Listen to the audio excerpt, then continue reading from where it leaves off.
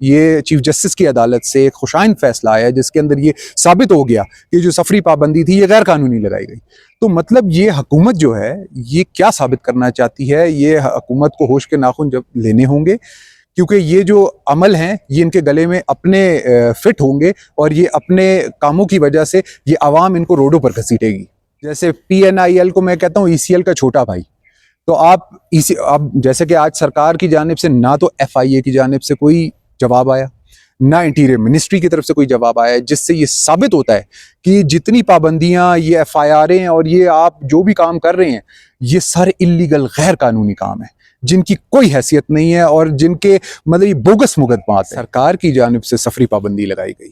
یہ اس طرح کی سوچ کو میں اس طرح سے ڈیفائن کروں گا جیسے ہم کہتے ہیں نا پشتو میں خرکار،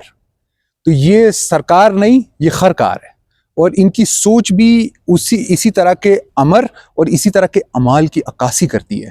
میں یہ نہیں سمجھ پاتا، کبھی بھی میں نہیں سمجھ پایا کہ مطلب اس طرح کے ہوچے ہتھ کنڈے آپ کر کے اگر آپ نے ان کو ٹریول کرنے سے روکا، سفر کرنے سے روکا، تو کیا عوام کے اندر جو ان کی پذیرائی تھی وہ کیا کم ہوئی؟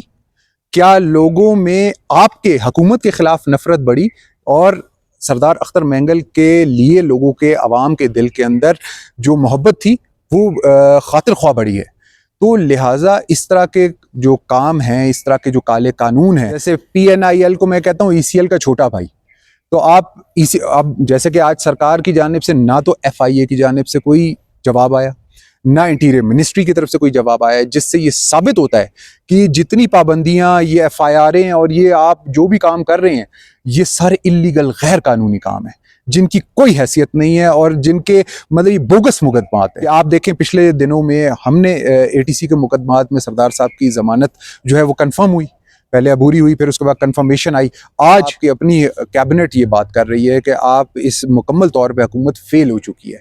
تو بات یہ ہے کہ جب آپ فنڈامنٹل رائٹس جو عوام کے آئین پاکستان نے پرووائڈ کی ہیں، گارنٹی کی ہیں،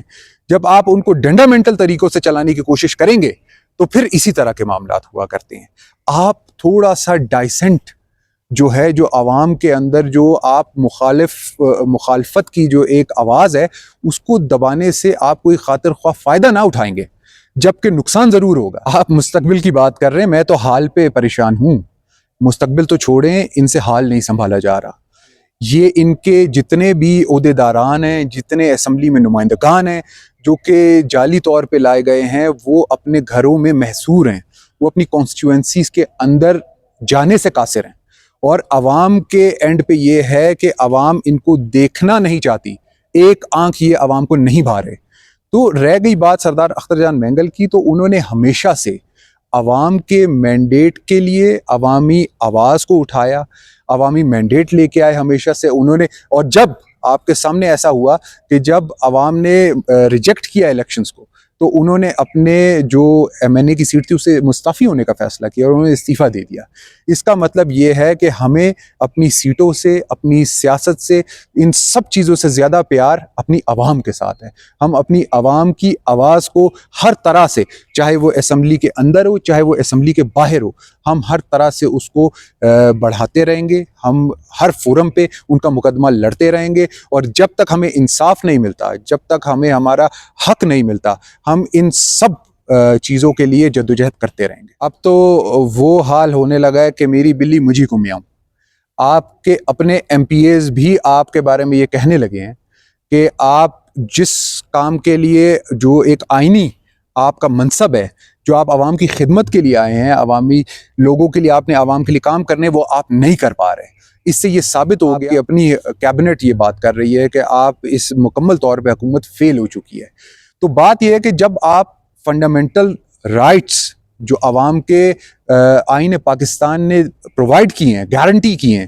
جب آپ ان کو ڈنڈامنٹل طریقوں سے چلانے کی کوشش کریں گے تو پھر اسی طرح کے معاملات ہوا کرتے ہیں۔ آپ تھوڑا سا ڈائسنٹ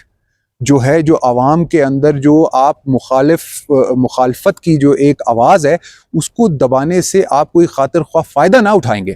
جبکہ نقصان ضرور ہوگا، کہ نفرت میں بدلے گا۔ جب آپ لوگوں کی آواز کو دبائیں گے، ان کو ستائیں گے، ان کو رلائیں گے، تو اس سے آپ کو فائدہ نہیں ہوگا جناب۔ یہی عوام سڑکوں پہ آئے گی، اور وہی عوام آپ کو گھسیٹ کے ان سڑکوں پہ روندے گی، جو کہ میں اللہ کرے کہ میں یہ غلط بات کر رہا ہوں کہ ایسا نہ ہو، مگر یہ